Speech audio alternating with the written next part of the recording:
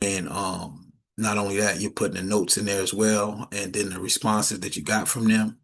And then, obviously you want to set reminders to schedule follow-ups automatically. So within that CRM system, you'll be able to say, okay, I met with such and such on Monday. They told me to follow up in 2 weeks on a Thursday, that they have more time for me to talk with them, so we're going to do a phone call or video call in 2 weeks on the Thursday at a specific time.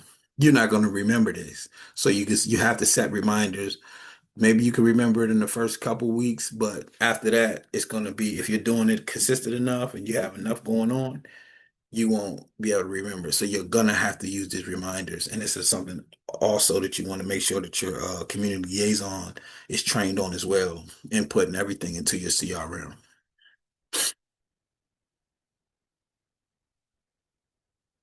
There's different event opportunities that you can always create. This is something that's really awesome for that you can start doing in your community, especially if you like, events and hosting and, networking and stuff like this. These are very valuable. So you create value through education, networking, and support. So you can always bring some type of educational seminar or interactive session with their community or with their office.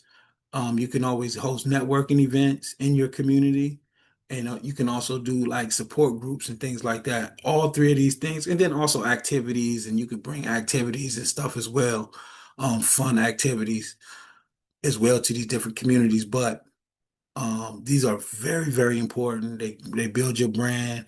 They let people get to meet you on a personal level. They really get to see what you're doing out here in the community, and it brings people in. And then as you're bringing people in, you're again, you're focusing on developing these relationships for long term, so you can be a long term asset of value add to the community to the senior community in your backyard.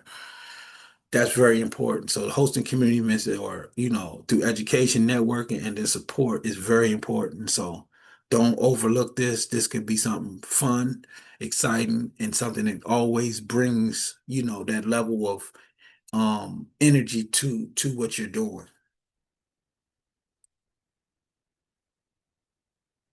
So when do you hire? When do you hire a community liaison? When you have proven scripts, your approach is working, you've received some referrals, you generated some consistent